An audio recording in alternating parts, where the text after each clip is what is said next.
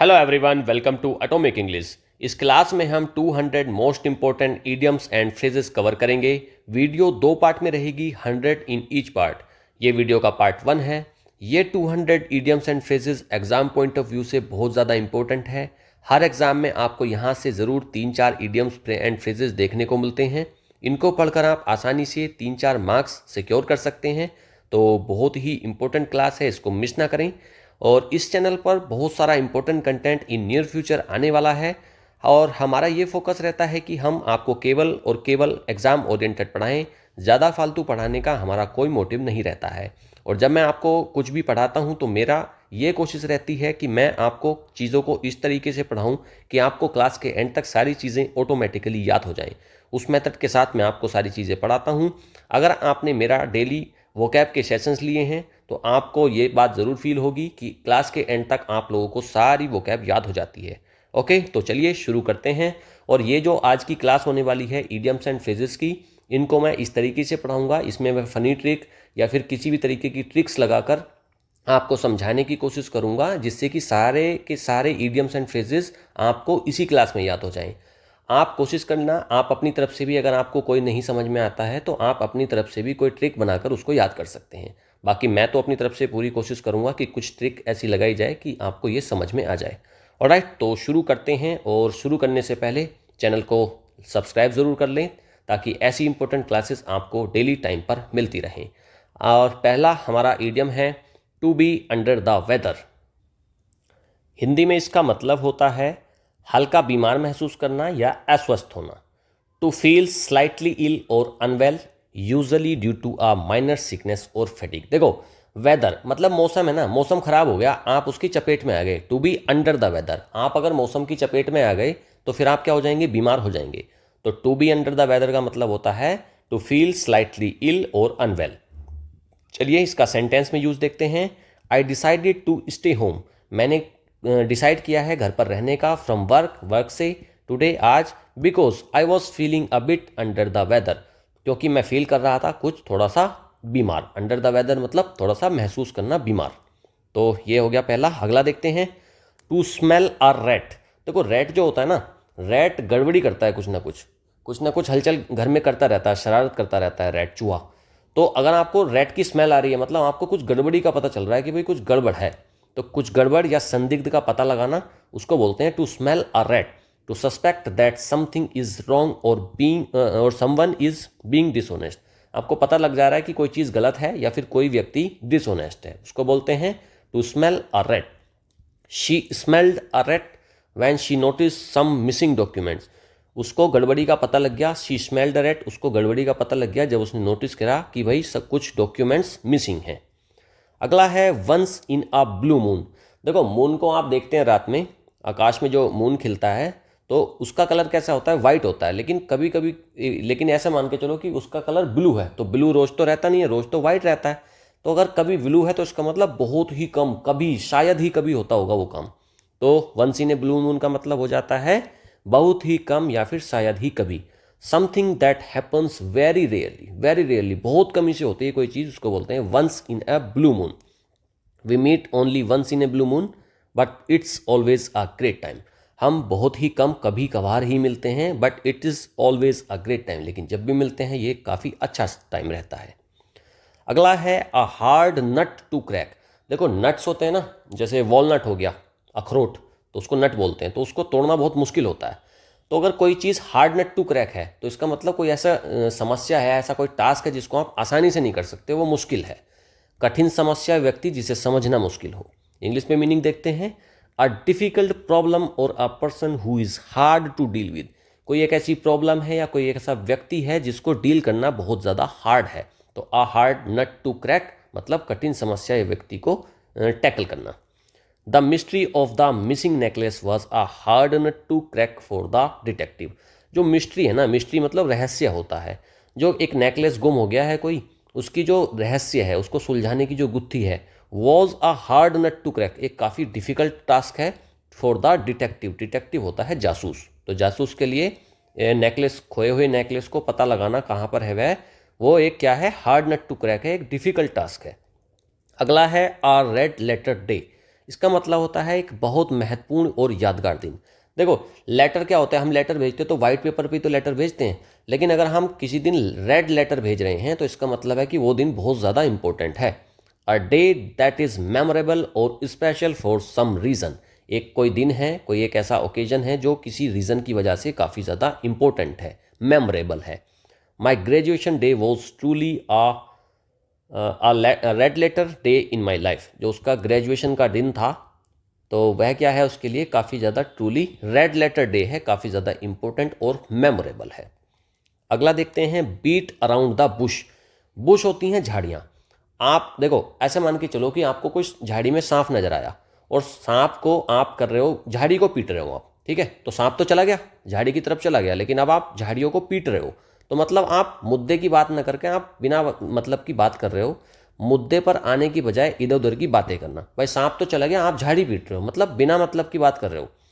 To avoid the main topic and talk about irrelevant things. आप main topic को तो avoid कर दिया आपने और आप कर रहे हो इररिलेवेंट थिंग्स की बात, फालतू की बातें कर रहे हो, तो उसका मतलब होता है beat around the bush. Stop beating around the bush and tell me what you want. आप फालतू की बातें करना बंद करो, stop beating around the bush and tell me what you want, और मुझे बताओ तुम्हें क्या चाहिए। अगला है बाय लीप्स एंड बाउंस। ये तो सिंपल है, ये तो सबको याद ही होगा। इसका मतलब होता है तेजी से और बड़े पैमाने। देखो लीप्स, इसको याद करने की एक ट्रिक बना लो। लीप ईयर होता है ना, लीप ईयर आता है 4 साल में, हर 4 साल के गैप से, तो मतलब 4 4 करके अगर आप किसी चीज़ को कवर कर रहे हो तो आप बहुत जल्दी कवर कर रहे हो उसको, 4 फिर 8 फिर 12 फिर 16 इस तरीके से ना। तो फिर लीप्स एंड बाउंस, तो बाय लीप्स एंड बाउंस का मतलब होता है बहुत तेजी से, बहुत क्विकली आप प्रोग्रेस कर रहे हो। टू प्रोग्रेस और इम्प्रूव वेरी क्विकली। सेंटेंस में यूज देखते हैं, हर business has grown by leaps and bounds over the past year. उसका बिजनेस क्या हुआ है, ग्रो करा है बाय लीप्स एंड बाउंस, बहुत तेजी से बढ़ा है ओवर द पास्ट ईयर, पिछले साल से। अगला है फेस द म्यूजिक। परिणाम या आलोचना का सामना करना, इसका हिंदी में मीनिंग होता है to accept the unpleasant consequences of one's actions. देखो फेस करना, म्यूजिक क्या होता है, शोर शराबा होता है। वैसे देखो, अच्छा एक बात सोचो, आपके सामने बहुत तेज म्यूजिक बजा दिया गया तो इसका मतलब आपको बहुत परेशानी होगी। तो फेस द म्यूजिक, आप किसी चीज़ को फेस कर रहे हो, उसका सामना कर रहे हो, मतलब आपको कोई किसी आलोचना का या फिर किसी परिणाम का आपको फेस करना पड़ रहा है। या ऐसे मान लो आपने किसी को म्यूजिक चलाकर परेशान करा था, अब उधर से म्यूजिक आ रहा है वो आपको परेशान कर रहा है, तो फेस द म्यूजिक मतलब आलोचना या फिर किसी परिणाम का सामना करना। After failing the exam he had to face the music at home. Exam में फेल होने के बाद उसको क्या करना पड़ा है, फेस द म्यूजिक, सामना करना पड़ा है घर पर, काफ़ी परेशानियां झेलनी पड़ी हैं उसको, तो फेस द म्यूजिक मतलब परेशानियां झेलना। गिफ्ट ऑफ द गैप, अच्छी तरह बोलना। गिफ्ट ऑफ द गैप का मतलब होता है भाई ability to speak confidently and persuasively, बहुत अच्छे तरीके से फ्लुएंटली बोलने को बोलते हैं गिफ्ट ऑफ द गैप। देखो गैप है गप गप, मतलब गप गप करना, काफ़ी जो गप गप करता है तो मतलब वो तेज़ी से बोलता है, बहुत अच्छी तरीके से बोल पाता है। तो गिफ्ट, किसी के पास ऐसा गिफ्ट है कि वो अच्छे से गप गप कर सकता है, तो मतलब उसके अंदर एबिलिटी है, उसके अंदर क्वालिटी है, स्पीक टू स्पीक कॉन्फिडेंटली, ठीक है। His gift of the gap helped him win the debate competition. उसकी जो गिफ्ट ऑफ द गैप मतलब उसकी अच्छे बोलने की जो कला है ना, उसके पास जो गिफ्ट है बोलने का, अच्छे स्पीकिंग स्किल्स हैं, उसने उसको हेल्प करा है win the debate competition, debate competition जीतने में। अगला अगला है स्पिल द बीन्स, राज खोल देना। देखो बीन्स होते हैं, उसके अंदर थोड़े थोड़े दाने निकलते हैं, ठीक है, बीन्स के अंदर, लेकिन जब आप पहले तो वो ढके हुए रहते हैं, लेकिन अगर आप बीन्स को स्पिल कर दोगे, छील दोगे, तो अंदर के जो सारे राज हैं वो निकल जाएंगे, अंदर दाने जो भरे हुए हैं वो सामने आ जाएंगे। तो स्पिल द बीन्स का मतलब हो जाता है क्या, राज खोल देना। टू रिवील, किसी चीज़ को रिवील कर देना, किसी सीक्रेट को या फिर किसी कॉन्फिडेंशियल इन्फॉर्मेशन को। देखो कॉन्फिडेंशियल का मतलब होता है गोपनीय, कोई चीज़ अगर सीक्रेट है तो उसको बोलते हैं कॉन्फिडेंशियल। काफ़ी सारे गवर्नमेंट जो डिपार्टमेंट्स होते हैं उसमें क्या होता है, कुछ कॉन्फिडेंशियल रिपोर्ट्स आती हैं जिनको कोई नहीं पढ़ सकता, बस केवल वह व्यक्ति पढ़ सकता है जिसके लिए वह आई है, ठीक है। तो कॉन्फिडेंशियल का मतलब भी याद रखिए, इसका मतलब होता है गोपनीय। तो स्पिल द बीन्स मतलब किसी राज को उजागर कर देना, सामने ला देना। डोंट इन्वाइट हिम, उसको इन्वाइट मत करो। He will surely spill the beans about the surprise party. वह क्या कर देगा, स्पिल द बीन्स कर देगा, राज खोल देगा किस चीज़ के बारे में, या रिवील कर देगा सीक्रेट को, किस चीज़ का, सरप्राइज पार्टी का।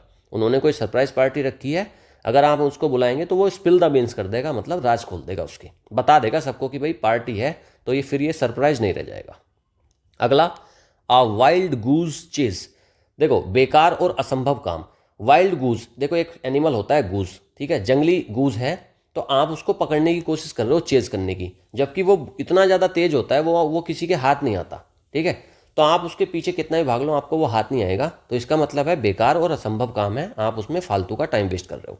अ फ्यूटाइल और hopeless pursuit of something unattainable. आप उस चीज़ का परस्यूट कर रहे हो, किसी चीज़ का जो अनअटेनेबल है, जिसको पाया नहीं जा सकता। तो अ वाइल्ड गूज चीज़ का मतलब हो जाता है बेकार और असंभव काम। Searching for the missing files was like a wild goose chase. देखो कुछ फाइल्स मिस हो गई हैं, अब अगर उनको ढूंढ रहे हैं तो वो क्या है, वो एक वाइल्ड गूज चेज है, वो मिलने वाली तो है नहीं, वो तो चली गई, वो गायब हो गई वहाँ से। तो हम उसको ढूंढ रहे हैं बार बार, तो वो क्या है, एक वाइल्ड गूज चेज है, वो नहीं मिलने वाली। अगला अगला है बरी द हैचेट, दुश्मनी समाप्त करना। देखो हैचेट एक कोई हथियार का नाम है, हैचेट, ठीक है। दो लोग हैचेट लेकर लड़ रहे हैं, आपस में लड़ रहे हैं, उनकी काफ़ी ज़्यादा दुश्मनी है। लेकिन एक दिन उन्होंने क्या डिसाइड करा कि चलो यार, इन हैचेट की वजह से हमारे अंदर दुश्मनी है, अगर हमारे पास ये हथियार नहीं रहेंगे तो हम लड़ेंगे नहीं। तो उन्होंने क्या करा, उस हैचेट को बरी कर दिया, दफना दिया मिट्टी में, ठीक है। तो इसका मतलब क्या कर दिया उन्होंने, दुश्मनी समाप्त कर दी। तो बरी द हैचेट का मतलब क्या हो जाता है, to make peace and end a conflict. एक पीस बनाना या फिर एक कन्फ्लिक्ट, जो झगड़ा चल रहा था, जो मुद्दा चल रहा था, विवाद चल रहा था, उसको एंड कर दिया, खत्म कर दिया। तो बरी द हैचेट का मतलब होता है to end a conflict. Two nations decided to bury the hatchet and signed a treaty. दो नेशंस ने क्या करा है, बरी करा है हैचेट को, अपने मतलब उसको हथियार को दफना दिया है, मतलब दुश्मनी को समाप्त कर दिया है। एंड साइंड अ ट्रीटी, और एक ट्रीटी मतलब संधि को साइन कर लिया है। अगला है थ्रू थिक एंड थिन। देखो थिक होता है मोटा और थिन होता है पतला।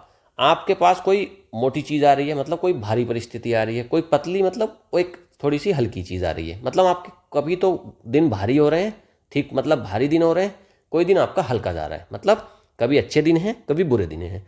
तो मतलब हर परिस्थिति में थ्रू थिक एंड थिन, मतलब अच्छे दिनों में भी और बुरे दिनों में भी, तो चाहे अच्छी हो या बुरी।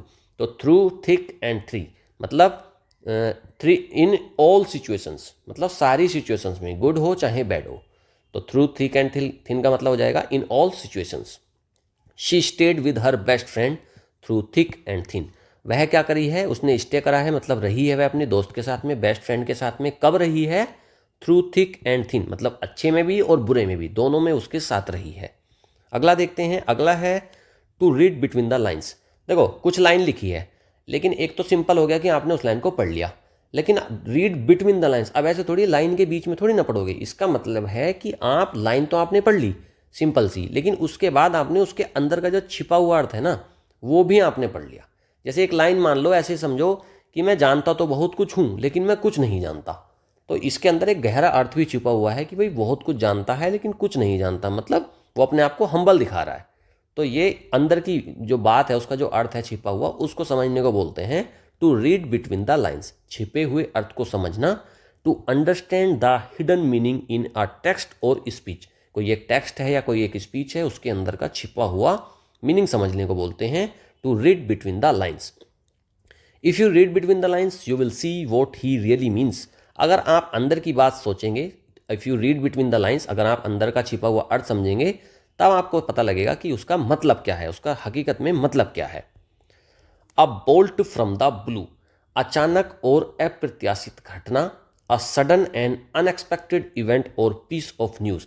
देखो कोई ब्लू चीज़ है, ठीक है, कोई ब्लू चीज़ है, इसको भी ब्लू कर देते हैं। ये देखो कोई ये ब्लू चीज़ है, ठीक है।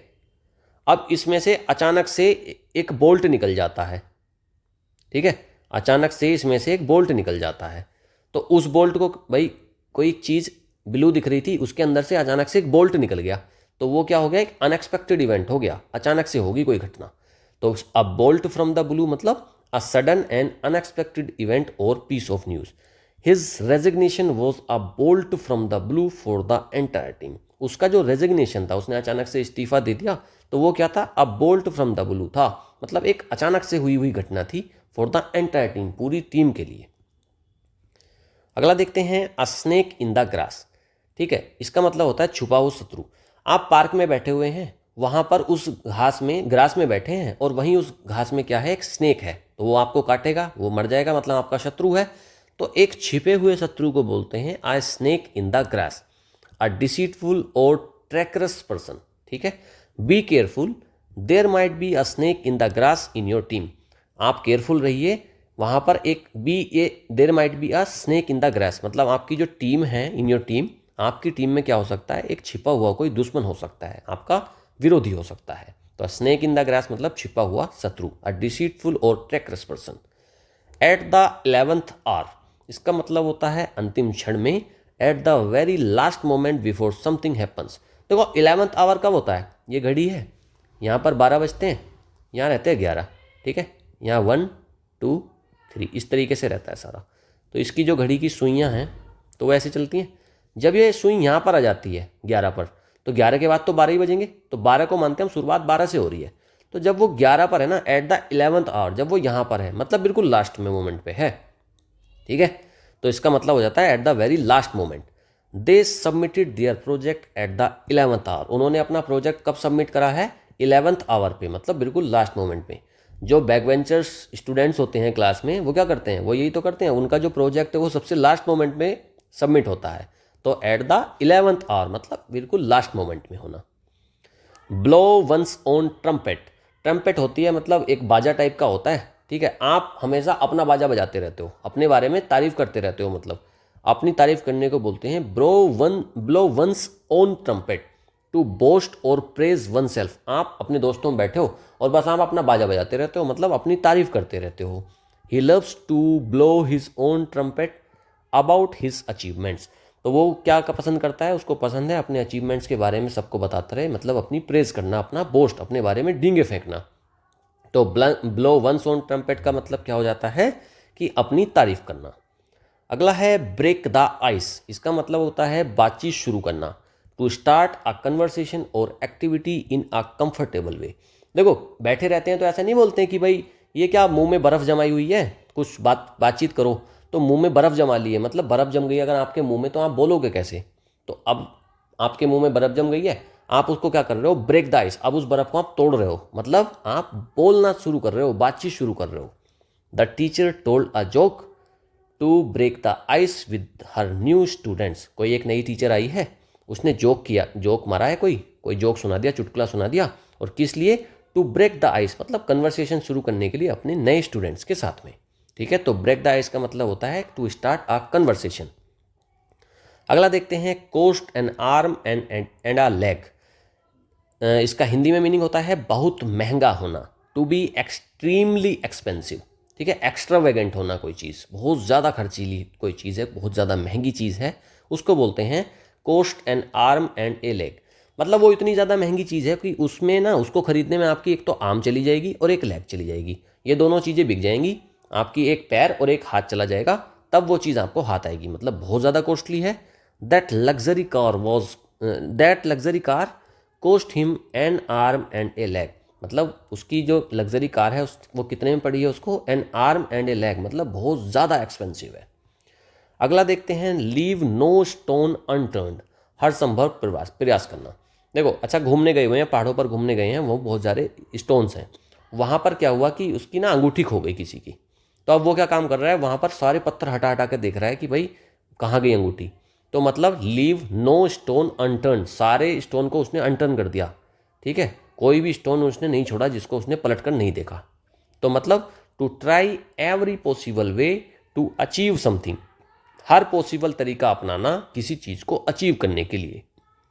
सेंटेंस देखते हैं, the police left no stone unturned to find the missing child, police ने क्या करा है, लेफ्ट नो स्टोन अनटर्न, कोई संभव प्रयास नहीं छोड़ा है, to find the missing child, कोई बच्चा गुम गया है, उसको ढूंढने में पुलिस ने नो स्टोन अनटर्न करा है, कोई भी संभव प्रयास नहीं छोड़ा है, सारे प्रयास पुलिस ने कर लिए हैं। अगला देखते हैं, a fish out of water, असहज महसूस करना, टू फील अनकंफर्टेबल और आउट ऑफ प्लेस। देखो कोई मछली होती है, उसका जीवन तो पानी में होता है, आप उस मछली को पानी से बाहर निकाल दोगे तो वो कैसा फील करेगी, अनकंफर्टेबल फील करेगी, तो उसी को बोलते हैं a fish out of water.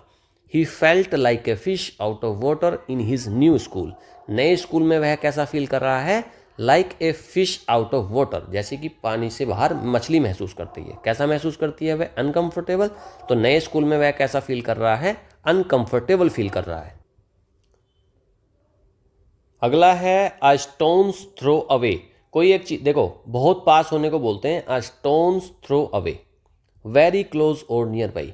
कोई एक चीज, अच्छा आप एक पत्थर उठाकर कितनी दूर फेंक सकते हैं, पास ही गिरेगा वो तो कोई चीज़ अगर एट ए स्टोन्स थ्रो है मतलब बहुत ज़्यादा पास है, बहुत ज़्यादा क्लोज है। ठीक है। The park is just a stone's throw away from my house. Park कितनी दूर है, एक स्टोन थ्रो की दूरी पर है, तो मतलब बहुत ज़्यादा पास में है। At the drop of a hat, बिना झिझक या देरी किए। देखो जैसे ही हैट गिरा उसको तुरंत उठा लिया, मतलब इमीडिएटली। भाई किसी का हैट गिर गया तो उसको ऐसा थोड़ी ना कि गिरा रहने देते हैं, उसको एकदम से उठा लेता है। तो at the drop of a hat मतलब immediately, without hesitation. She is ready to help her friends at the drop of a hat. वह रेडी है अपने फ्रेंड्स की हेल्प करने के लिए at the drop of a hat, मतलब एकदम इमीडिएटली, जैसे ही उसके दोस्त को जरूरत पड़ती है वैसे ही वह रेडी है अपने फ्रेंड्स की हेल्प करने के लिए। तो at the drop of the day मतलब इमीडिएटली। अगला है बी ऑल ईयर्स। देखो ईयर्स से क्या होता है, कान सुनने के काम आते हैं। अगर आपने बी ऑल ईयर्स, अगर आपने दोनों कान लगा दी, ऑल मतलब दोनों ही कान लगाओगे, आप दो ही कान हैं। अगर आपने सारे कान उधर लगा दिए तो मतलब आप ध्यानपूर्वक सुन रहे हो किसी चीज़ के लिए। ध्यानपूर्वक सुनने के लिए तैयार होना। To be eagerly waiting to hear something, किसी चीज़ को आप ध्यान से सुन रहे हो उसी को बोलते हैं B all years. The kids were all years when the teacher started the story. अच्छा बच्चों को जब कहानी सुनाते हैं वो क्या करते हैं, वो करते हैं ऑल ईयर्स, मतलब पूरे ध्यान से सुनते हैं चीज़ों को, खो जाते हैं पूरे बच्चे उस कहानी को सुनने में। तो the kids were all ears मतलब वह ध्यानपूर्वक सुन रहे थे। Be all ears. अगला है bite off more than one can chew, अपनी क्षमता से अधिक जिम्मेदारी लेना। To take on more work और responsibility than one can handle. अच्छा बाइट करना होता है काटना, मतलब टुकड़ा लेना, खाना। आप उतना ज़्यादा ले रहे हो जितना आप च्यू नहीं कर सकते, चबा नहीं सकते, मतलब आप अपनी औकात से ज़्यादा चीज़ों को ले रहे हो, जिम्मेदारी फालतू ले रहे हो जितनी आप नहीं रेस्पॉन्सिबल हो सकते उसके लिए। ठीक है। तो अपनी औकात से ज़्यादा चीज़ों को लेना या फिर उसको हैंडल करना, उसको बोलते हैं bite off more than one can chew. He bit off more than he could chew by agreeing to lead multiple project. वह क्या कर रहा है, अपनी औकात से ज़्यादा चीज़ों को ले रहा है, क्योंकि उसके पास भाई एक ही प्रोजेक्ट को हैंडल कर सकता है, लेकिन उसने ले लिए मल्टीपल प्रोजेक्ट। तो उसने करा है क्या, अपनी औकात से ज़्यादा काम, मतलब bit off more than he could chew. अगला है बाई फिट्स एंड स्टार्ट्स। इसका मतलब होता है रुक रुक कर, इन एन इरेगुलर और इनकंसिस्टेंट मैनर। मतलब इरेगुलर है, आप रेगुलरली काम नहीं कर रहे, इनकंसिस्टेंट है, आप कंसिस्टेंटली काम नहीं कर रहे, रुक रुक कर काम कर रहे हो। देखो फिट्स होता है, फिट्स का मतलब होता है दौरे पड़ना। किसी को दौरे पड़ जा रहे हैं, फिर उठ रहा है, वो फिर से स्टार्ट कर रहा है, तो मतलब दौरे पड़ रहे हैं, फिर से उठ रहा है, फिर से स्टार्ट कर रहा है, मतलब रुक रुक कर काम हो रहा है। By fits and starts, the work progressed by fits and starts due to frequent power cuts. Work क्या हुआ है, प्रोग्रेस हुई है वर्क में बाय फिट्स एंड स्टार्ट्स, मतलब रुक रुक कर। क्यों, due to frequent power cuts, power cuts हो रही थी लगातार, तो उसकी वजह से क्या हुआ है, फिट्स एंड स्टार्ट हुआ है, रुक रुक कर काम हुआ है। अगला है कोक एंड बुल स्टोरी, झूठी या काल्पनिक कहानी है। आ फॉल्स और एब्सर्ड स्टोरी है। देखो कोक होता है सांड और कोक होता है क्या, मुर्गा, और बुल होता है सांड। इन दोनों की कोई जोड़ी तो है नहीं। अब कोई अगर कह रहा है कि कोक एंड बुल की स्टोरी है, मतलब काल्पनिक बात है, फालतू की बात है, ऐसा तो कुछ होता ही नहीं है। कोक एंड बुल को आपने कभी आसपास देखा भी नहीं होगा, वो अलग रहते हैं, वो अलग रहते हैं। तो इसका मतलब क्या है, एक फॉल्स है, एक एब्सर्ड बेतुकी कहानी है। He gave us some cock and bull story about why he was late. वह लेट था तो फिर उसने क्या करा, हमको कोक एंड बुल स्टोरी बताई, मतलब मनगढ़ंत फालतू की कहानी सुना दी कि वो लेट क्यों था। अगला है फेयर वेदर फ्रेंड्स। देखो फेयर का मतलब होता है अच्छा, और वेदर अच्छा वेदर। देखो अगर आपके दिन अच्छे चल रहे हैं तो आपके सारे दोस्त आपके साथ हैं, लेकिन अगर आपके दिन खराब हो जाएंगे तो फिर आपके दोस्त आपके साथ नहीं रहेंगे। तो फेयर वेदर फ्रेंड कौन से होते हैं, वे दोस्त जो आपके सुख में साथ देते हैं केवल, जैसे ही बैड वेदर हो जाएगा वो भाग जाएंगे। तो फेयर वेदर फ्रेंड्स मतलब स्वार्थी मित्र है जो सुख में साथ देते हैं। Friends who are only supportive during good times, केवल गुड टाइम्स में सपोर्टिव हैं, उन्हें बोलते हैं fair weather friends. During his financial struggles he realized who his fair weather friends were. उसके फाइनेंशियल स्ट्रगल्स में उसने क्या रियलाइज करा है कि उसके कौन फेयर वेदर फ्रेंड्स हैं, मतलब कौन से दोस्त उसके मतलबी दोस्त हैं। गेट आउट ऑफ हैंड, नियंत्रण से बाहर हो जाना। कहते हैं ना कि ये भाई ये लड़का हाथ से निकल गया, ये लड़की हाथ से निकल गई, तो इसका मतलब क्या है, वो कंट्रोल से बाहर हो गया। तो कोई भी चीज़ अगर गेट आउट ऑफ हैंड है मतलब वो नियंत्रण से बाहर है, कंट्रोल से बाहर है। टू बिकम अनकंट्रोलेबल और chaotic.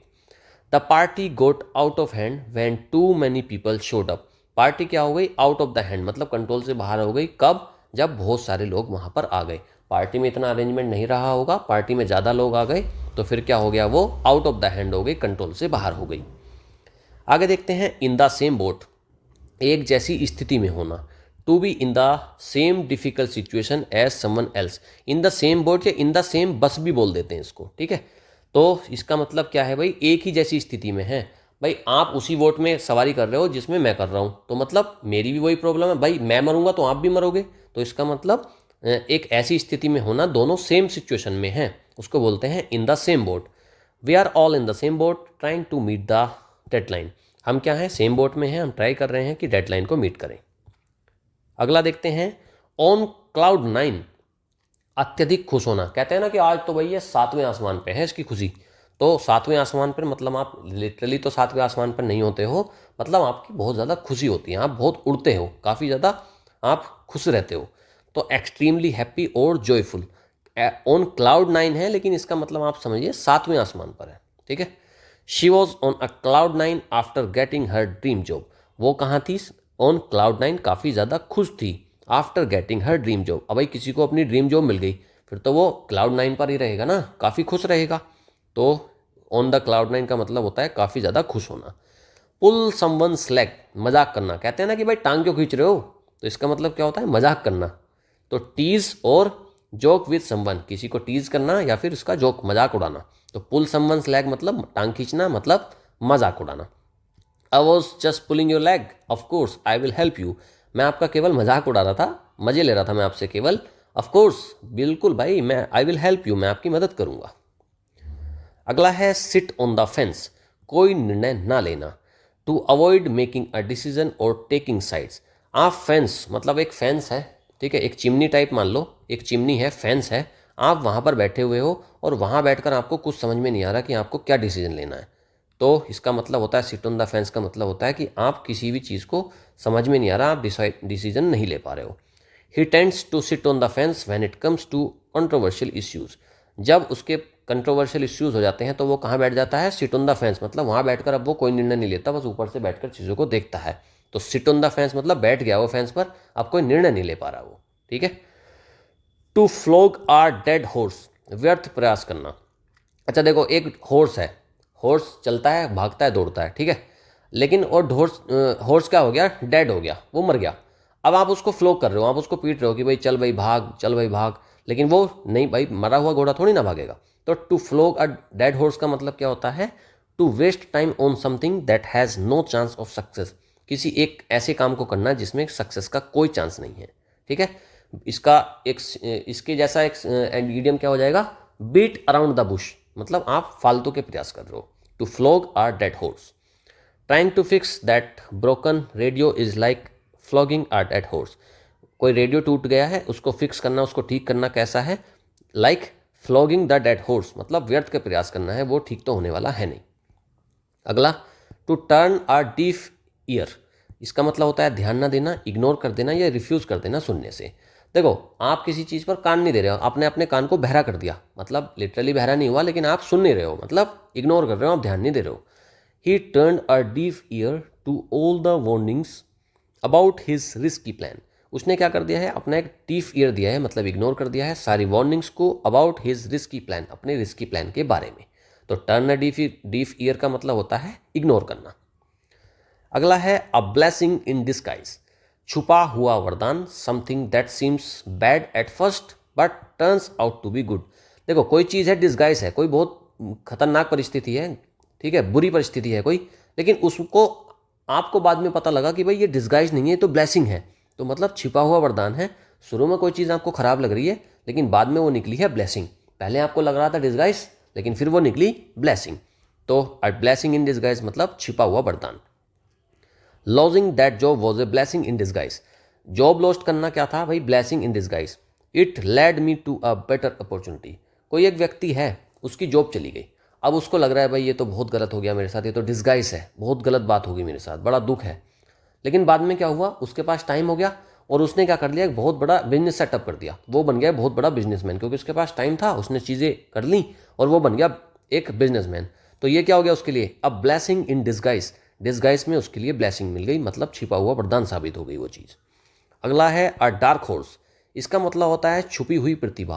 A person who keeps their abilities और plans secret but surprises others by succeeding. एक ऐसा व्यक्ति है जिसको सब पागल मान रहे हैं, मतलब डार्क हॉर्स है। देखो हमेशा क्या होता है कि वाइट हॉर्स है ना, उसको सब अच्छा मानते हैं कि भाई बहुत अच्छा घोड़ा है, बहुत अच्छा घोड़ा है, ये काला घोड़ा तो क्या ही दौड़ेगा। लेकिन फिर रेस हुई और रेस में क्या हो गया, जो डार्क हॉर्स था ना, जो काला घोड़ा था, वो भाई नंबर 1 पे आया, सबसे पहले वो जीत गया, उसने रेस कंप्लीट कर ली सबसे पहले। तो डार्क हॉर्स मतलब जिस सबको लग रहा था कि ये तो क्या ही जीतेगा, लेकिन वो ही जीत गया। तो डार्क हॉर्स मतलब कोई एक ऐसी छुपी हुई प्रतिभा है, कोई एक ऐसा पर्सन है जिसको सब नहीं मानते थे कि ये सक्सेड नहीं करेगा और अल्टीमेटली वो सक्सीड हो गया। She is the dark horse in this competition, no one expected her to win. वो क्या साबित हुई है, डार्क हॉर्स साबित हुई है इस कॉम्पिटिशन में, किसी को भी एक्सपेक्ट नहीं था कि वह जीत जाएगी। एक डार्क हॉर्स नाम से एक बुक है हिंदी की, उसके राइटर का नाम मुझे ध्यान आया, शायद नीलोत्पल मृणाल है। सभी लोग उस बुक को पढ़ना, बहुत पतली सी छोटी सी बुक है, एक ही दिन में आप उसको कंप्लीट कर लोगे, लेकिन बहुत ज़्यादा मोटिवेशनल बुक है भाई, मज़ा आ जाता है उसको पढ़ के। आप उसको ज़रूर पढ़ें, जो भी जितने भी बच्चे कंपटीशन की तैयारी करते हैं या पढ़ाई करते हैं भाई, उसको पढ़ो। डार्क हॉर्स बहुत अच्छी बुक है, बहुत कुछ सीखने को मिलेगा उससे। अ पीस ऑफ केक, बहुत आसान काम। Something very easy to do. देखो केक होता है और एक केक का एक पीस है, तो आप उसको एकदम से उठा के खा जाते हैं, तो ये तो बहुत आसान काम है ना उसको खाना। अ पीस ऑफ केक मतलब बहुत आसान काम। Solving this puzzle was a piece of cake for her. ये पजल को सोल्व करना उसके लिए क्या था, एक पीस ऑफ केक था, बहुत आसान काम था, उसने एकदम से लिया, उसको सोल्व कर दिया। तो पीस ऑफ केक मतलब जैसे खा जाते हैं एकदम से, वैसे ही कोई भी काम है तो उसको पीस ऑफ केक तब बोलेंगे जब वह बहुत आसान काम है। तो पीस ऑफ केक मतलब बहुत आसान काम होना। आगे देखते हैं क्राई ओवर स्पिल्ट मिल्क। कोई देखो स्पिल्ट मिल्क मतलब बिखर गया कोई दूध, दूध बिखर गया, अब आप उसके ऊपर चिल्ला रहे हो, उससे क्या फ़ायदा होगा, कुछ भी नहीं होगा। तो जो बीत गया उस पर पछताने को बोलते हैं cry over the spilt milk. To waste time feeling sorry about something that can not be undone. कोई काम जिसको आप अब अनडन नहीं कर सकते, ठीक है, आप उसको दोबारा से अनडू नहीं कर सकते, उसको बोलेंगे उस काम को cry over spilled milk. There is no use crying over the spilled milk, let's focus on fixing the problem. अब जो काम हो गया उस पर क्राई करने से मतलब पछताने से कोई फ़ायदा नहीं है। Let's focus on fixing the problem, हम प्रॉब्लम को फिक्स करने पर ध्यान देते हैं। अगला है फुल ऑफ बीन्स, बहुत उत्साहित और ऊर्जावान। देखो एक हमारे पास बीन्स की होते हैं ना, एक इस टाइप से होती है ना बीन्स, ये ऐसी होती है, तो इसके अंदर काफ़ी सारे वो भरे रहते हैं, दाने भरे रहते हैं, ठीक है। अब कोई बीन्स का है वो काफ़ी ज़्यादा फुल है, तो इसका मतलब उसके अंदर बहुत ज़्यादा एनर्जी है, एनर्जेटिक है। तो full of beans, very lively and energetic. The kids were the kids were full of beans after the school picnic. जो बच्चे थे, अब बच्चे पिकनिक से आए हैं स्कूल की, तो उसके बाद बच्चे खुश होते हैं, काफ़ी ज़्यादा एनर्जेटिक होते हैं। तो बच्चे कैसे हैं, फुल ऑफ बीन्स, ठीक है। तो फुल ऑफ बीन्स का मतलब बहुत ज़्यादा एनर्जेटिक होना। Have an axe to grind, निजी लाभ के लिए कोई मुद्दा उठाना। To have self reason for doing और बीइंग इन्वॉल्व इन समथिंग। देखो एक एक्स है, कुल्हाड़ी आप ग्राइंड करने के लिए यूज़ कर रहे हो, खुदाई करने के लिए आप कुल्हाड़ी का यूज़ कर रहे हो, मतलब आप अपने निजी लाभ के लिए कोई मुद्दा उठा रहे हो, ठीक है। Be careful with his advice, he has his own axe to grind. उसकी एडवाइस पे आप केयरफुल रहना। वो क्या करता है, he has his own axe to grind, उसके मतलब कुछ ना कुछ सेल्फिश रीज़न होते हैं, ठीक है। वरना कोई एक्स से कोई खुदाई थोड़ी ना करता है, एक्स से कोई ग्राइंड थोड़ी ना करता है, एक्स तो काटने के काम आती है पेड़ को, लेकिन वो एक्स से कर रहा है ग्राइंड, तो इसका मतलब उसका कुछ ना कुछ उसमें सेल्फिश है, उसका कुछ ना कुछ स्वार्थ छिपा है उसमें। इन आ नटशेल, इसका मतलब होता है संक्षेप में, इन अ ब्रीफ और concise way. In a nutshell है, नट सेल मतलब नट होता है ना, जैसे वॉलनट होता है, तो उसके अंदर छोटा सा ही तो होता है, उसमें कितनी चीज़ें आ जाएंगी, तो मतलब छोटा सा है, कंसाइज वे में बहुत ब्रीफ तरीके से चीज़ें हैं। तो इन ए नटशेल मतलब शॉर्ट में। In a nutshell the project was a huge success. In a nutshell मतलब शॉर्ट में अगर हम बताएं तो प्रोजेक्ट क्या था, एक ह्यूज सक्सेस, एक बड़ी सक्सेस थी प्रोजेक्ट। सी आई टू आई मतलब सहमत होना। टू अग्री विद समवन, हम किसी से आई टू आई कब बात करते हैं, जब हम सहमत होते हैं, अग्री कर रहे होते हैं, तभी तो हम आई टू आई बात करते हैं। अगर सहमत नहीं होते तो हम नज़र झुका लेते हैं, ठीक है। तो सी आई टू आई मतलब अग्री करना किसी के साथ में। They finally saw eye to eye on the matter after a long discussion. तो उन्होंने क्या करा है, एक दूसरे को आई टू आई देखा है, मतलब अग्री करा है on the matter after a long discussion. एक लंबे डिस्कशन के बाद मैटर पर उन्होंने आई टू आई करा है, मतलब अग्री करा है। टू ईट अ हम्बल पाई, ये तो काफ़ी ज़्यादा पॉपुलर है, इसको अपने सबको याद होगा। टू ईट अ हम्बल पाई, पाई होती है खाने की डिश होती है पाई, ठीक है। तो आपने उस पाई को, हम्बल पाई है, उसको खा लिया, मतलब अपनी गलती स्वीकार कर ली। पहले आप कह रहे थे नहीं मैं नहीं खाऊंगा, तो आप गलत थे, फिर उसने आपने उसको खा लिया, मतलब आपने अपनी गलती स्वीकार कर ली। अपनी गलती स्वीकार करना, eat a humble pie. To admit one's mistake and apologise, अपनी मिस्टेक को एक्सेप्ट करना और अपोलोजाइज करना, माफ़ी मांगना। After criticising her he had to eat a humble pie when she proved him wrong, उसको क्रिटिसाइज करने के बाद उसको क्या करना पड़ा, ईट ए हम्बल पाई, अपनी गलती स्वीकार करनी पड़ी। When she proved him wrong, जब उसको उसने गलत साबित कर दिया। To get into hot water, गर्म पानी में। अच्छा, गर्म पानी में देखो, ठंडा पानी तो भाई सबके लिए ठीक है, उसमें आप कोई भी नहा सकते हो। आप गर्म पानी में थोड़ी ना नहा सकते हो, बहुत ज़्यादा हॉट वाटर, उसमें थोड़ी नहा लोगे आप। तो अगर आप हॉट वाटर में चले गए हैं, इसका मतलब आप मुसीबत में पड़ गए, आप सारे जल जाओगे। तो to get into hot water मतलब मुसीबत में पड़ना। ठंडे वाटर में कोई नुकसान नहीं होता, चाहे कितना भी ठंडा है आप उसमें नहा सकते हो फिर भी, लेकिन गर्म पानी में नहीं नहा सकते। तो गर्म पानी का मतलब निकलता है मुसीबत में पड़ने से। तो to get into water, to get into trouble या फिर डिफिकल्ट सिचुएशन। सेंटेंस देखते हैं। He got into hot water for breaking the rules at work, उसने क्या करा, जो उसने काम के स्थान पर क्या कर दिया है, रूल ब्रेक कर दिए हैं, तो अब वह कहाँ आ गया, ही got into the hot water, मतलब मुसीबत में आ गया है वो, उसको सस्पेंड भी करा जा सकता है। A chip off the old block, कोई एक ओल्ड ब्लॉक है, ठीक है, उसी की चिप है, मतलब भाई कोई एक ओल्ड ब्लॉक है, ऐसे मान के चलो ये ओल्ड ब्लॉक है, इसी की एक चिप ले लो ये वाली, ठीक है। तो ये जो है इसी की तो एक चिप है, तो मतलब अपने माता पिता की तरह ही तो है वो भी। तो ओल्ड ब्लॉक का होना मतलब अपने माता पिता की तरह होना। समवन हु रिजेंबल्स और बिहेव्स लाइक दियर पेरेंट, कोई अगर व्यक्ति अपने माता पिता के जैसा है, उनकी तरह बिहेव करता है, तो उसको बोलते हैं a chip off the old block.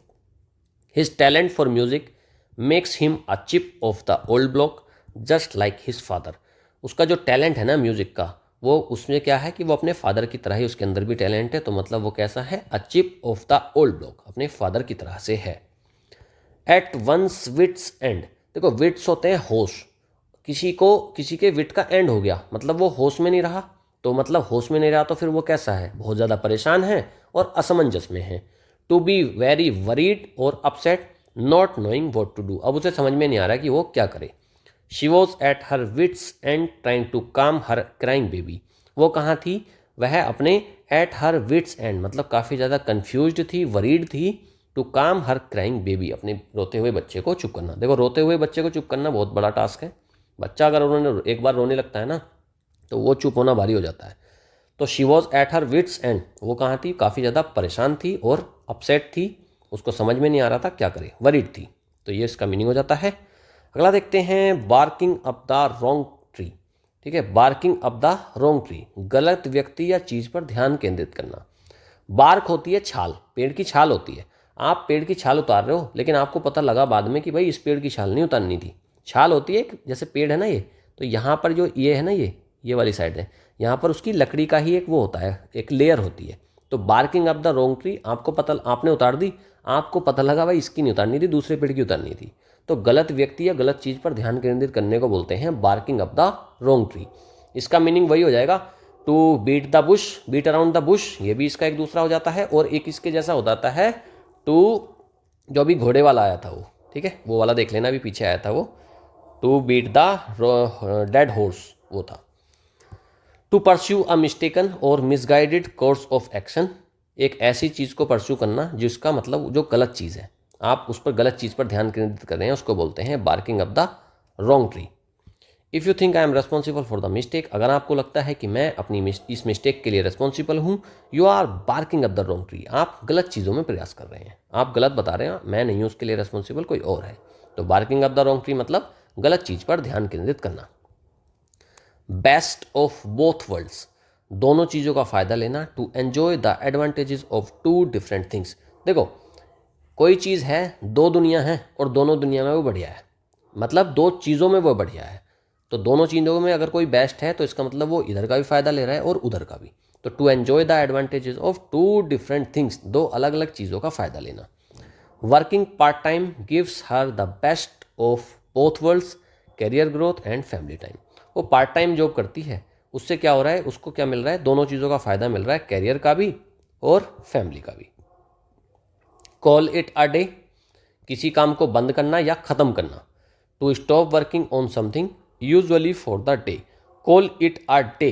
देखो कोई ऐसा काम है जिसको आप रात में करते थे, ठीक है, कोई काम है जिसको केवल रात में करा जाता है, तो उसको फिर आप क्या बोल रहे हो, कॉल इट अ डे। अब लेकिन दिन हो गया और आप बंद नहीं कर रहे हो उस काम को, तो अब दूसरा व्यक्ति कह रहा है कि भाई कॉल इट अ डे, अब ये दिन हो गया, कॉल इट अ डे मतलब बंद कर दो अब काम।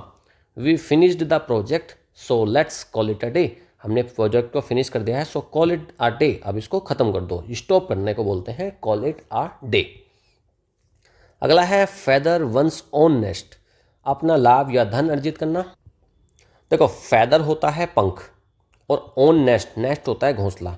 आप घोंसला बना रहे हो और अपने ही घोंसले में, आपका घोंसला बना हुआ है लेकिन उसके बाद भी आप अपने ही घोंसले में फेदर लगा रहे हो, मतलब अपना लाभ या धन अर्जित करना। टू यूज वंस पोजिशन और opportunities to gain personal profit, आप अपना पर्सनल प्रॉफिट कर रहे हो। He was accused of feathering his own nest, वह उस पर किस चीज़ के आरोप लगे हैं, फेदरिंग हिज ओन नेस्ट मतलब अपना मतलब बेनिफिट लेने का उसके ऊपर एक्यूजेशन लगे हैं। वाइल इन ऑफिस, जब वह ऑफिस में था। तो फेदर वंस ओन नेस्ट मतलब अपना लाभ अर्जित करना, अपने फ़ायदा उठाना चीज़ों का। ग्रीस द पाम, इसका मतलब होता है रिश्वत देना। देखो किसी की पाम, पाम होती है हथेली, और ग्रीस मतलब मक्खन मान लो, है ना, या फिर ग्रीस, ग्रीस काफ़ी महंगी चीज़ आती है, ऐसे मान लो ना, ग्रीस काफ़ी महंगी चीज़ होती है। आप किसी की पाम पर ग्रेस लगा रहे हो तो मतलब आप उसको क्या कर रहे हो, रिश्वत दे रहे हो किसी काम को करवाने के लिए। To bribe someone to get something done, किसी को ब्राइब कर रहे हो मतलब रिश्वत, घूस दे रहे हो किसी काम को करवाने के लिए। They had to grease the palm of the officer to speed up the process, उनको क्या करना पड़ा, उनको क्या है कि ग्रीस द पाम करना पड़ा, मतलब रिश्वत देनी पड़ी ऑफिसर को, to speed up the process, अपने प्रोसेस को बढ़ाने के लिए। Hit the nail on the head, सही सटीक रूप से किसी बात को कहना। टू डिस्क्राइब और डू समथिंग एग्जैक्टली राइट। देखो नेल, नेल होता है एक तरह से, वो होता है ना बोल्ट होता है, ये इस टाइप से होता है, इसके ऊपर ये लगा होता है, तो आप क्या करोगे, इसमें नीचे ऐसा होता है ये। तो to hit the nail on the head, अगर आप इधर से मारोगे यहाँ से तो इससे थोड़ा काम नहीं चलेगा, आप इधर से मारोगे काम नहीं चलेगा, लेकिन अगर आप इसके ऊपर से हथौड़ा मारोगे, हिट करोगे अगर इसको ऊपर से, तो फिर ये अंदर चला जाएगा लकड़ी के।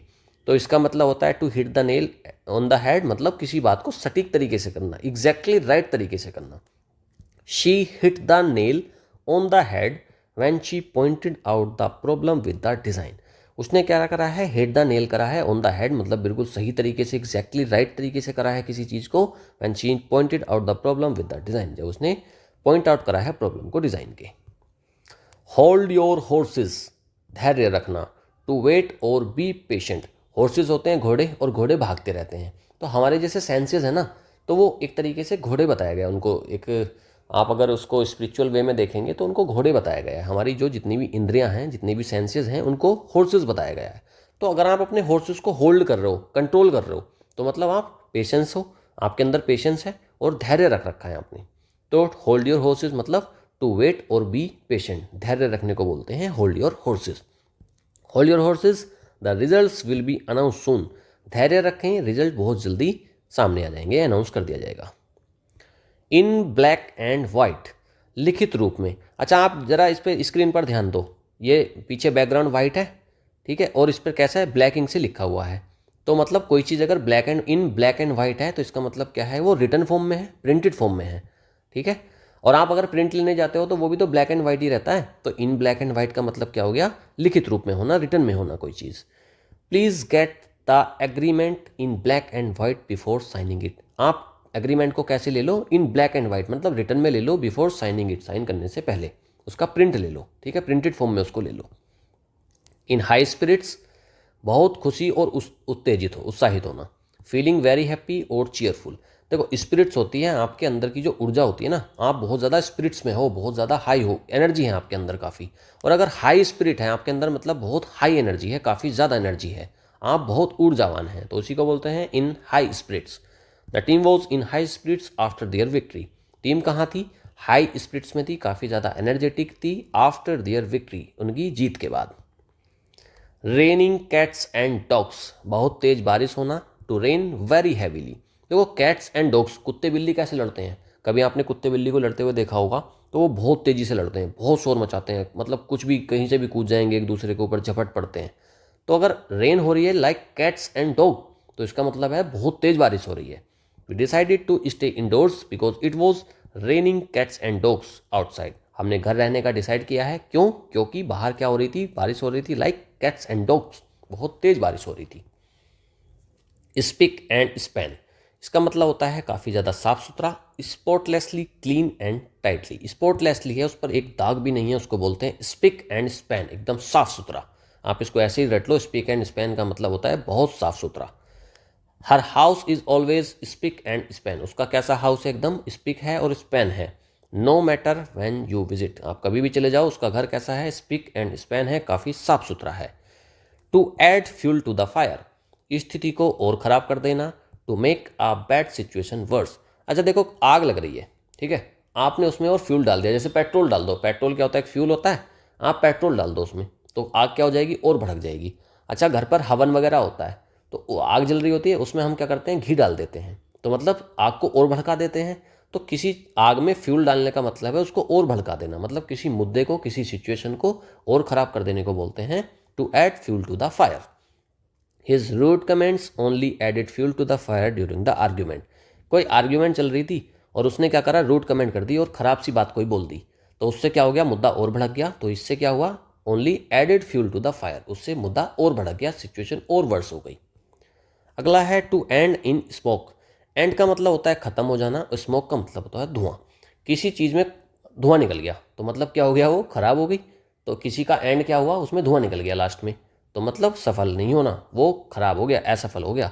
टू फेल और कोज टू कम टू नथिंग, किसी का कोई रिजल्ट नहीं निकला किसी चीज़ का, वही होता है टू एंड इन स्मोक।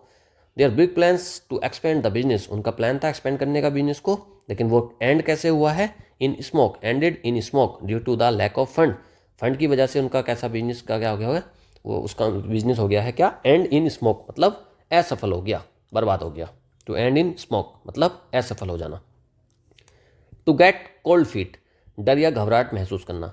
अच्छा हमारे जो फीट हैं, हमारे जो पैर हैं, वो ठंडे कब पड़ते हैं, जब हम घबरा जाते हैं, काफ़ी ज़्यादा घबराहट हो रही है तो पैर ठंडे पड़ जाते हैं, तो वही है टू गेट कोल्ड फीट, मतलब डर जाना या घबराहट हो जाना।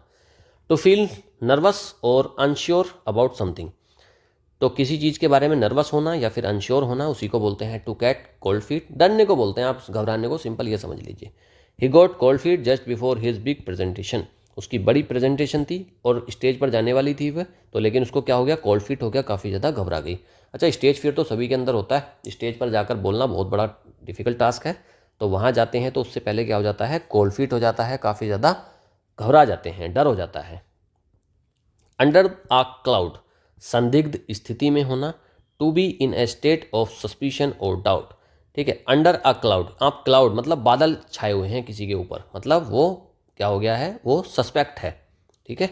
The politician resign while under a cloud of corruption, corruption allegations, politician ने रिजाइन कर दिया है, कब, जब वह कहाँ था, under a cloud of corruption, जब उसके ऊपर करप्शन के एलिगेशंस लगे हुए थे, मतलब किसी के ऊपर अंडर ए क्लाउड, किसी के ऊपर बादल मंडरा रहे हैं, मतलब वो संदिग्ध है ना, वो एक्सपोर्ट करा गया उसको, तो अंडर ए क्लाउड मतलब इन ए स्टेट ऑफ सस्पिशन और डाउट, किसी पर डाउट होना। अ बोन ऑफ कंटेंशन, एक हड्डी है और उस हड्डी पर विवाद हो रहा है, जैसे दो कुत्ते हैं, तो दो कुत्ते क्या है, उनके बीच में एक हड्डी पड़ी हुई है, अब वो बोन ऑफ कंटेंशन है, मतलब वो झगड़ा होगा उन दोनों के बीच में, एक कहेगा मेरी है, वो इधर से लेके भागेगा, दूसरा उसको छीनेगा। तो अ बोन ऑफ कंटेंशन का क्या मतलब होता है, विवाद का कारण होना। अ सब्जेक्ट और इश्यू दैट कोजेज डिसएग्रीमेंट, जिससे डिसएग्रीमेंट होता है। The property division became a bone of contention between the siblings, जो प्रॉपर्टी डिवीजन हुई है उससे क्या हो गया है, एक वो क्या बन गई है प्रॉपर्टी डिवीजन, भाई कोई संपत्ति थी, सिबलिंग्स होते हैं भाई बहन, ठीक है, तो भाई बहनों के बीच में क्या हो गया, वो बोन ऑफ कंटेंशन बन गई, मतलब झगड़े का, विवाद का एक रीजन बन गया, एक कारण बन गया। अ क्लोज सेव, बाल बाल बचना। A narrow escape from danger, अच्छा सेव क्या होती है, गले तक होती है ये, ठीक है। अब जब आप सेव कर रहे हो तो हो सकता है आपका गला कट जाए, गला कट जाएगा तो भाई आप मर भी सकते हो, तो अ क्लोज सेव, आप एक बहुत क्लोज सेव है, मतलब आप बाल बाल बच रहे हो। He had a close save when his car nearly collide with the truck, उसका क्या हुआ है, क्लोज सेव हुआ है, बहुत बाल बाल, नैरो स्केप हुआ है, बहुत मुश्किल से बचा है, वो बाल बाल बचा है। When his car nearly collided with the truck, जब उसकी कार ट्रक से हिट कर गई। अगला है अ फूल्स पैराडाइज, झूठी उम्मीद या भ्रम। अच्छा, कोई फूल है, कोई पागल व्यक्ति है, मूर्ख है कोई, उसका पैराडाइज, उसकी जन्नत, उसका स्वर्ग कैसा होगा, वो तो भाई भ्रम में ही रहेगा ना, उसको तो पता ही नहीं स्वर्ग कैसा होता है। तो अ फूल्स पैराडाइज मतलब एक झूठी उम्मीद या भ्रम होना। A state of happiness based on false hopes, एक ऐसी हैप्पीनेस की स्टेट है जो बेस्ड है किस पर, फॉल्स होप्स, झूठी उम्मीदों पर बेस्ड है। Believing she could win without preparing was like a fools paradise, उस पर बिलीव करना कि भाई वो बिना प्रिपरेशन के जीत जाएगी। तो ये क्या था, एक अपने आप में living was living in A fools paradise, मतलब वो झूठी उम्मीद में जी रही थी। बिना प्रिपरेशन के कोई थोड़ी ना जीत जाता है। अगर हम लोग ही सोच लें कि भाई बिना प्रिपरेशन के हमारा जॉब लग जाएगी, नौकरी में नंबर आ जाएगा, तो ये तो भाई मुश्किल है, भाई नहीं आएगा ऐसे। ऐड इंसल्ट टू इंजरी, पहले से खराब स्थिति को और बिगाड़ देना, ये वही है add fuel to the fire, उसी का मतलब है। वही इंसल्ट कर रहे हैं किसी के चोट लगी है और आप उसको इंसल्ट कर रहे हो, मतलब उसको भड़का दे रहे हो। To make a bad situation worse, the rude comment added insult to injury after he lost the game. आगे देखते हैं एप्पल ऑफ वंस आई, ये तो बहुत हिंदी में बहुत ज़्यादा वो है, बहुत प्रिय या खास व्यक्ति बोलते हैं एप्पल ऑफ वंस आई, किसी की आंख का तारा होना। ठीक है। Someone who is cherished above all others, किसी को ज़्यादा प्यार मिलता है, किसी को ज़्यादा चेरिश करते हैं, उसी को बोलते हैं apple of one's eye. Her grandson is the apple of her eye, उसका जो पोता है, ग्रैंडसन है, वो क्या है, उसका आंख का तारा है उसकी। अच्छा, राम जो थे वो दशरथ के लिए क्या थे, आंख का तारा थे। जैसे ही राम वहाँ चले गए, वनों को जंगल के लिए चले गए, तो फिर क्या हो गया, दशरथ की मृत्यु हो गई थी। तो Ram was the apple of his eye. ठीक है। आगे देखते हैं एट स्नेल स्पेस। देखो, स्नेल होता है एक प्राणी, एक जीव होता है छोटा सा, है ना। तो वो क्या करता है, बहुत स्लो चलता है, उससे स्लो इस दुनिया में कोई नहीं चल सकता। तो एट स्नेल स्पेस मतलब बहुत धीरे। टू मूव और प्रोसीड वेरी स्लोली, ये कछुए से भी धीरे चलता है स्नेल, तो मतलब बहुत स्लोली चलने को बोलते हैं। एट स्नेल स्पेस होती है स्पीड, तो एट स्नेल स्पेस, एक स्नेल की स्पीड से चल रहे हो मतलब बहुत धीरे है। The traffic was moving at a snail space due to the heavy rain, traffic कैसे मूव कर रहा था, एट ए स्नेल स्पेस, एक स्नेल की गति से चल रहा था, ड्यू टू हैवी रेन, क्योंकि बारिश हो गई थी, तो फिर वो पूरा ट्रैफिक धीरे चल रहा था। बारिश में होता है ना, जाम लग जाता है, तो इसीलिए, क्योंकि सब लोग धीरे चल रहे होते हैं, गिर ना जाएं इसलिए। Back to the drawing board, फिर से शुरुआत करने को बोलते हैं back to the drawing board. To start something again after beginning. ठीक है, कोई चीज़ है, शुरुआत कर रहे हैं आपकी ना, पहले आपने एक पूरी ड्राइंग बना दी, ठीक है, वो हो गई फेल, लेकिन आप फिर से क्या हो गया, आप फिर से बैक हो गए, फिर से वापस आ गए उसी ड्राइंग बोर्ड पर, आप फिर से शुरू करोगे। To start something again from the beginning. The team went back to the drawing board after the first design failed, पहला डिज़ाइन फेल हो गया, तो लेकिन टीम कहाँ आ गई, ड्राइंग बोर्ड पर फिर से आ गई। ठीक है, फिर से स्टार्ट कर रहे हैं वो शुरू से। बैड ब्लड होना, दुश्मनी होना, कटुता को बोलते हैं। नेगेटिव फीलिंग्स और रिसेंटमेंट बिटवीन पीपल, दो लोगों के बीच दुश्मनी है, उसको बोलते हैं बैड ब्लड। अच्छा देखो, बैड ब्लड एक तो होता है गुड ब्लड, मतलब वो अच्छे रिश्ते में है, लेकिन बैड ब्लड क्या होता है भाई, किसी को देखकर आपका खून खोलने लगता है, तो मतलब आपकी उससे दुश्मनी है। खून खोलना मतलब बैड हो जाना ब्लड का, तो मतलब बैड ब्लड होना, किसी से आपकी दुश्मनी होना। There has been a bad blood between the two families for years, एक फैमिली है, दो फैमिली हैं, सालों से उनके बीच में क्या है, बैड ब्लड है, मतलब दुश्मनी है, राइवलरी है। अगला, कैच रेड हैंडेड, रंगे हाथ पकड़ना।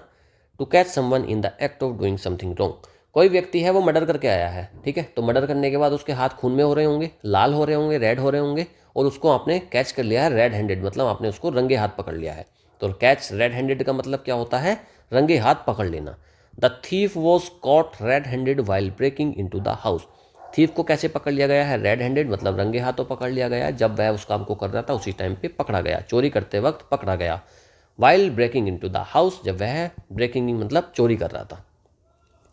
चिकन हार्टेड होता है डरपोक, लैकिंग करेज और बीइंग कोवर्डली, चिकन होता है, देखो क्या होता है कि आपने चिकन देखे होंगे, ठीक है, तो अब चिकन कैसा रहता है, वो हमेशा डर में रहता है कि भाई मुझको पकड़ के अभी काट देगा ये दुकानदार, ठीक है, कसाई जो होते हैं वो जो मीट शॉप पर काटते हैं, तो उसको हमेशा ये डर लगता रहता है कि भाई मुझे पकड़ कर काट देगा, तो चिकन तो हमेशा डर में रहता है। किसी का चिकन हार्ट है, किसी का दिल चिकन जैसा है, मतलब वो डरपोक है।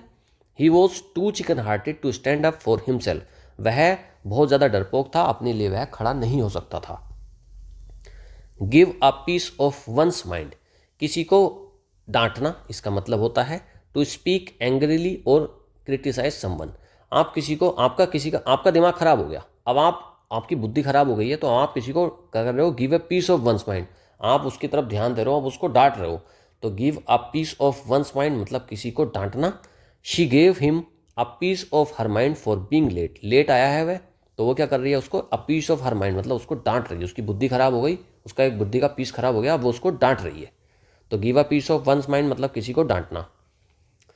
अगला है give someone the cold shoulder, किसी को जानबूझकर दूरी बनाना किसी से। To ignore someone intentionally, cold shoulder कर दिया आपने, मतलब उसको साइड कर दिया कि हट भाई अब मैं तुझे शोल्डर, मतलब आप अब उसको सहारा नहीं दे रहे हैं, आप उसको आपने इग्नोर कर दिया है। He gave her the cold shoulder after their argument, उसने उनकी बहस हो गई और बहस के बाद उसने क्या करा है, उसको दिया है कोल्ड शोल्डर, मतलब उसको इग्नोर कर दिया कि चल भाई जा साइड हो जा, ठीक है। तो इसका कोल्ड शोल्डर का मतलब हो जाता है give someone the cold shoulder, किसी को इग्नोर कर देना। इन्स एंड आउट्स, बारीकियां या सभी विवरण। ऑल द डिटेल्स और कॉम्प्लेक्सिटीज ऑफ समथिंग। देखो इन्स एंड आउट्स, किसी भी चीज़ में या तो इन्स होंगी या आउट्स होंगी। भाई किसी भी चीज़ के या तो आप अंदर जाओगे या बाहर जाओगे, मतलब उसके अंदर भी चले गए आप और बाहर भी चले गए, मतलब आपने उसको पूरी तरीके से डिटेल ले ली। तो ऑल द डिटेल्स और कॉम्प्लेक्सिटीज ऑफ समथिंग, किसी चीज़ की बारीकियां या सारे विवरण को बोलते हैं ins and outs. He knows the ins and outs of the new software, उसको जो नया सॉफ्टवेयर आया उसका इन्स भी पता है, उसको आउट्स भी पता है। इसको हम प्रोस एंड कॉन्स भी बोल सकते हैं, प्रोस एंड कॉन्स, ठीक है, प्रोस एंड कॉन्स, ये भी इसका सेम मीनिंग होता है, ins and outs, pros and cons. अगला देखते हैं, पुल योर सेल्फ टूगेदर, खुद को शांत करना। To regain control over one's emotions और एक्शंस। तो पुल योर सेल्फ टूगेदर, आप कहीं किसी मुद्दे पर भटके हुए थे, आपको गुस्सा आ रहा था या फिर आप किसी इमोशंस में बह रहे थे, लेकिन अपने आप को आपने कर लिया टूगेदर, पुल, अपने आप को आपने खींच लिया, तो इसका मतलब आपने खुद को शांत कर लिया। After hearing the bad news she tried to pull herself together, bad news सुनने के बाद उसने क्या करा, शी ट्राइड टू पुल, उसने ट्राई करा, भाई बैड न्यूज़ सुनने के बाद किसी की डेथ की न्यूज़ सुन लें, किसी के एक्सीडेंट की न्यूज़ सुन लें, या फिर बहुत बड़े लॉस की आप न्यूज़ सुन लेते हैं तो आप परेशान हो जाते हैं, लेकिन शी ट्राइड, उसने क्या करा बैड न्यूज़ सुनने के बाद, she tried to pull herself together, उसने अपने आप को शांत करने की कोशिश करी है। आगे, पुट वंस फुट डाउन, कड़ा रुख अपनाना। To take a firm stand on an issue. देखो पुट वंस फुट डाउन, आप बैठे हुए हैं, आपके सामने कोई काम हो रहा है, आप मैनेजर हैं, लेकिन आपके सामने बहुत ज़्यादा गलतियां हो रही हैं, तो आप उठे और आपने अपना फुट को डाउन, मतलब धरती पर एकदम से खड़ा ला के पटक दिया पैर को, तो पुट वंस फुट डाउन मतलब अपने कड़ा रुख अपना लिया। The teacher put her foot down and refuse to accept late submission, teacher ने क्या करा है, पुट हर फुट डाउन मतलब कड़ा रुख अपनाया है, स्ट्रिक्ट हो गई है टीचर। कब, और उसने क्या करा है, रिफ्यूज़ करा है कि भाई जो लेट सबमिशन हो रहे हैं ना, जो प्रोजेक्ट वगैरह लेट सबमिट कर रहे हैं होमवर्क को, उसको मैं नहीं लूँगी। तो पुट वंस फुट डाउन मतलब कड़ा रुख अपनाना, स्ट्रिक्ट हो जाना। अगला है द लायंस शेयर, सबसे बड़ा हिस्सा, the largest portion of something. अच्छा, जंगल में शेर क्या होता है, शेर होता है राजा, उसका राज चलता है, सबसे पावरफुल लायन होता है। अब उसके किसी पावरफुल व्यक्ति को अगर आप शेयर दोगे तो सबसे छोटा दोगे या सबसे बड़ा दोगे, सबसे बड़ा देंगे क्योंकि वो पावरफुल है, मार देगा वरना तो लायन शेयर क्या होता है, सबसे बड़ा हिस्सा। She took the lion share of the credit for the project success, project कोई सक्सेस हो गया है तो उसके क्रेडिट में उसने क्या लिया है, लायन शेयर मतलब सबसे बड़ा हिस्सा लिया है। मैनेजर होगी वो और उसने सबसे ज़्यादा मेहनत भी करी होगी, तो इसलिए उसको क्या मिला है, लायन शेयर मतलब सबसे बड़ा हिस्सा मिला है। To fight tooth and nail, पूरी ताकत से लड़ना। टू फाइट वेरी फियर्सली और विद ग्रेट डिटर्मिनेशन। देखो आप कोई किसी चीज़ को लड़ रहे हो, टू फाइट करो, आप फाइट कर रहे हो, तो आपने दांत और नेल दोनों, मतलब नाखून और दांत दोनों तरफ से आपने, भाई दो ही तो हमारे पास, ह्यूमन के पास में दो ही तो वेपन होते हैं हमारे पास, उसके अलावा तो हमारे पास कोई वेपन ही नहीं है। हमारे नाखून वेपन, जब ये बड़े हो जाते हैं तो ये वेपन का काम करते हैं, दांत काटने के काम आते हैं। तो आपने टूथ और नेल दोनों, दो हथियार होते हैं ह्यूमन के पास, आपने दोनों लगा दिए, मतलब पूरी ताकत से लड़ने को बोलते हैं to fight tooth and nail. The team for tooth and nail to win the championship, team कैसे लड़ी है, टूथ एंड नेल मतलब पूरी जोर से पूरी ताकत से लड़ी है, to win the championship, championship जीतने के लिए। अगला है टू हिट द सैक, सोने जाना या फिर टू गो टू बेड और sleep. To hit the sack, अब आपने सैक को हिट करा है, सैक ऐसे मान लो भाई, क्या बताऊं, सैक आप मान लो तकिया होता है एक सैक, ठीक है, सैक रखा है, आपने उस पर हिट करा, आपने अपने सिर को उस पर हिट करा, मतलब आप सोने चले गए हैं। After a long day at work he was ready to hit the sack. और काफ़ी लंबे समय के बाद, काफ़ी वर्क के बाद पूरे दिन वह कहाँ चला गया, हिट द सैक मतलब वो सोने चला गया। उसने हिट करा है सैक, तकिया। देखो सैक का मतलब तकिया होता है नहीं, ये मुद्दा नहीं है। मैं आपको बस एक ट्रिक बता रहा हूँ कि आप इस तरीके से याद कर लो। आपने हिट करा है सैक मतलब अपने सर को तकिए पर हिट करा है, सैक पर हिट करा है, और इससे क्या हो गया, आप सोने चले गए हैं। ठीक है, तो इसका मीनिंग आपको इस तरीके से याद हो जाएगा। To keep someone at an arms length, किसी को दूरी बनाए रखना किसी से। To avoid getting too close और इन्वॉल्व विद समवन। देखो आप एक हाथ की दूरी अगर किसी से रखते हो तो आप उसको इग्नोर ही तो करते हो, आप उससे दूरी बनाते हो। ठीक है, तो दूरी बनाने को बोलते हैं to keep someone at arms length, किसी को एक हाथ दूर रखना। आपके पास आ रहा है कोई, उससे कहना भाई दूर रह तू, मैं तुझसे बात नहीं करना चाहता। तो to keep someone at an arms length मतलब दूरी बनाना। She kept him at arms length after hearing about his bad reputation. जब उसको पता लगा कि उसकी बैड रेपुटेशन के बारे में, तो फिर उसने क्या करा, उससे एट एन आर्म्स लेंथ, उसको रखा उसने एट एन आर्म्स लेंथ मतलब उससे दूरी बना ली। आगे, to keep the wolf away from the door, भूखमरी या गरीबी से बचना। To manage just enough to survive. देखो वुल्फ क्या होता है, भेड़िया। भेड़िया होता है हमेशा भूखा रहता है, हमेशा वो खाने के लिए दौड़ता रहता है। तो अब वुल्फ क्या है, वुल्फ एक भूखमरी का, भूख का एक सिंबल है। आप वुल्फ को दूर रख रहे हो कहाँ से, अपने घर से, मतलब आप गरीबी को या भुखमरी को दूर रख रहे हो। तो वुल्फ एक सिंबल है गरीबी का या फिर भुखमरी का। तो आप मैनेज कर रहे हो कि भाई सर्वाइव कर जाएं, हम गरीबी से बचे रहें, भुखमरी से बचे रहें। He works two jobs to keep the wolf away from the door.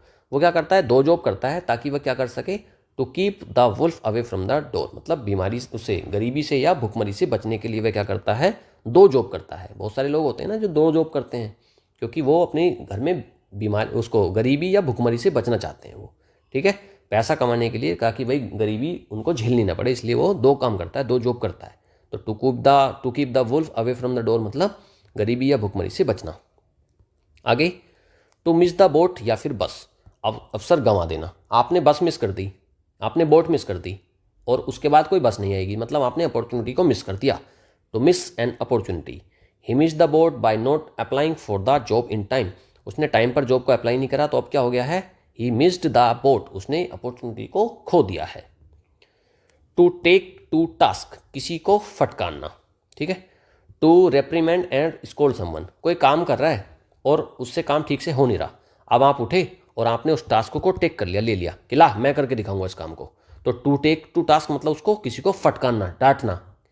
तो the manager took him to task for his poor performance. Manager ने क्या करा है, उसको टुक हिम टू टास्क मतलब उसको फटकार लगाई है, डांटा है, फॉर हिज पुअर परफॉर्मेंस, उसकी पुअर परफॉर्मेंस के लिए।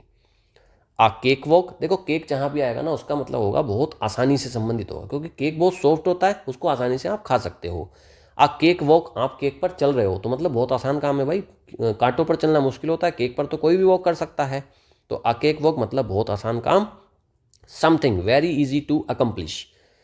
फॉर हर, उसके लिए, solving these math problems was a cake walk, उसके लिए ये मैथ की प्रॉब्लम सॉल्व करना कैसा था, केक वॉक। वो मैथ में अच्छी होगी तो उसके लिए क्या है, वो तो एक केक वॉक है, उसके लिए बहुत आसान काम है। आगे है अ डाइम अ डजन, बहुत साधारण और सस्ता। Something very common and of little value, कोई एक चीज़ है जो a dime a dozen. Dime ऐसे मान लो कोई करेंसी है, ठीक है, किसी किसी जगह की करेंसी है डाइम, बहुत छोटी सी करेंसी होती है, उसमें एक दर्जन चीज़ आ जा रही है। अ डाइम अ डजन, एक डाइम में एक दर्जन चीज़ आ रही है, तो मतलब बहुत कॉमन सी चीज़ होगी, बहुत सस्ती चीज़ होगी, तभी तो वो इतनी सारी आ रही है डजन में, दर्जनों में। डजन होता है 12 को बोलते हैं dozen. Experts in this field are not a dime a dozen, they are rare. जो इस फील्ड में जो एक्सपर्ट लगे हैं ना, वो अ डाइम अ डजन, वो साधारण नहीं है, वो क्या है, दे आर रेयर, वो बहुत मुश्किल से मिलते हैं ये ऐसे एक्सपर्ट। तो ये इसके बारे में बताया उसने, अ डाइम अ डजन मतलब बहुत साधारण और सस्ता होना। अ storm in a tea cup, छोटे मुद्दे को बढ़ा चढ़ाकर पेश करना। एन अननेसेसरी और एग्जाजरेटेड फस over a trivial matter, trivial होता है बहुत छोटा सा मुद्दा, कोई बहुत छोटा सा मुद्दा है, आप उसको ऐसे बढ़ा चढ़ाकर दिखा रहे हो।